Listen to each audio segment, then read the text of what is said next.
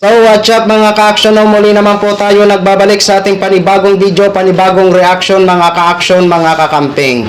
So ito nga po, pag-usapan lang ho natin itong matapos nga ho pagkapanalo ni former Vice President Leni Robredo bilang mayor ng Naga City. Giproclaim na nga ho ito siya mga ka-action bilang alkalde. At ito na nga po, nagbigay na ho siya ng kanyang pahayag. At pangalawa, bakit kaya, tanong natin, bakit kaya hindi man lang nakapasok si Willie Rebillame na kahit marami naman siyang supporters sa kanyang mga rally at halos dinudumog din po siya sa mga motorcade niya.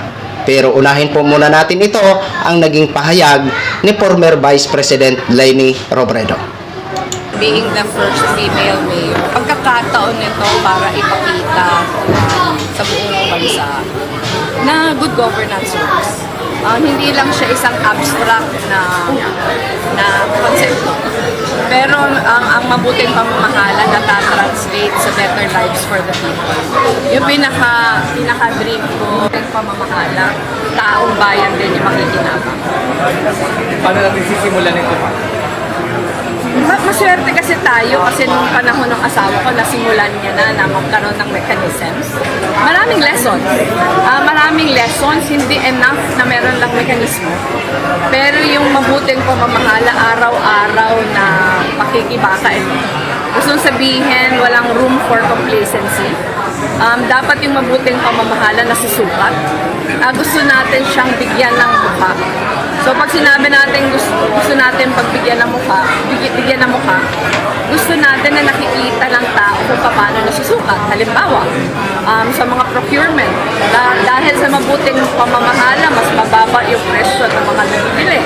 So pag mas mababa yung presyo ng nabibili, nang bibili pala ng pamahalaan, syempre mas marami kang maihahatid sa mga tao. Yung mabuting pamamahala, mapapakita sa better quality of education, better health services delivery. So mas ganun yung tinitingnan ko, na hindi lang siya konsepto, pero nakikita ng tao kung paano siya nagtatranslate sa better life. Ayun. So yun ho mga ka-action, mga kakamping, ang naging pahayag ni former Vice President Leni Robredo na ngayon ay mayor na po ng Naga City. So, yan po ha. Napakaganda ho, no? At alam nyo mga naginyo, sa totoo lang, nakakainggit ho kayo. Alam nyo kung bakit? Nagkaroon kayo ng isang leader na mahusay at hindi corrupt na leader.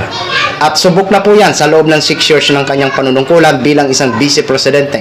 Kaya maswerte po kayo at asahan nyo mga nagenyo na ang kanyang serbisyo ay talagang tapat at totoo. At bawat singkong duling ng kaba ng bayan ay talagang mapupunta po yan sa mga programa ng Naga, ikakaunlad ng Naga, at papakikinabangan nyo ng mga nagenyos, di ba? Kaya napakaswerte nyo at asahan nyo po talaga na asahan nyo talaga na hindi masasayang ang inyong pagtitiwala sa inyong pagluklok dito kay Mayor Leni Robredo. Okay? Ngayon, tanong natin, bakit kaya hindi nakapasok si Willie Rebillame? Nakita naman natin na kapag rally niya, kahit independent po siya, marami po siyang supporters. Every time na mag-motorcade po siya, halos sinasalubong mo siya, mga ka-action, mga kakamping. Di ba? Ito po, kunan natin ang base. Ipagpalagay natin, tingnan nyo po, si Kiko at Bam Aquino. Hindi sila nakakapasok sa Magic 12, mga ka-action, mga kakamping. 'Di ba? Sa last survey. Pero ano po ang nangyari? 'Di ba? Malaking numbers ho ang nakukuha nila. Number 2, number 5. Okay? Kasi nga po, mga ka-action, mga kakamping, makinarya. Bago pa man mag-end ang last day ng campaign, nakikita ho natin ang grabe na mga endorsement mula sa mga local official sa dalawang Kiko Bam. Yan po yan kasi ang mga local official na mga endorsement. At yan po ang sinasabi na makinarya. Kitang-kita naman ho natin kung sino-sino ang mga nag-endorse dito sa Kiko Bam. Di ba? Ang iba, mga nasa administrasyon din, ang nag-endorse sa Kiko Bam. Ibig sabihin, malakas ang kanilang makinarya. Kaya hindi imposible na sila papasok sa Magic 12. Di ba? O, kitang-kita naman po mga ka-aksyon, mga kakamping. At syempre, sa suporta na rin ng mga loyalista at mga vloggers na nag-endorso. Kaya maraming salamat po sa inyo. O, yan po mga ka-aksyon ang isa sa mga kailangan ng tumatakbong nasyonal. Makinarya. So, dito ho kasi mga ka-aksyon, may mga nakita man tayo na nag-endorse kay Willie Rebillame, pero hindi gaano. Hindi gaano. Yan yung nakikita ko.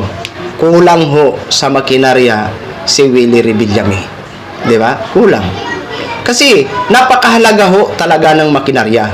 Kasi pag grabe ang endorsement ng mga local official, sila po kasi yung mag-aano sa'yo sa mga kalugaran nila. Di ba? Nagigits nyo ako? Kaya yan po, mahalaga po talaga ang makinarya sa isang nasyonal. Di ba? Kaya yan po ang pinakamahalaga talaga mga kaaksyon sa tumatakbong nasyonal, makinarya. Di ba?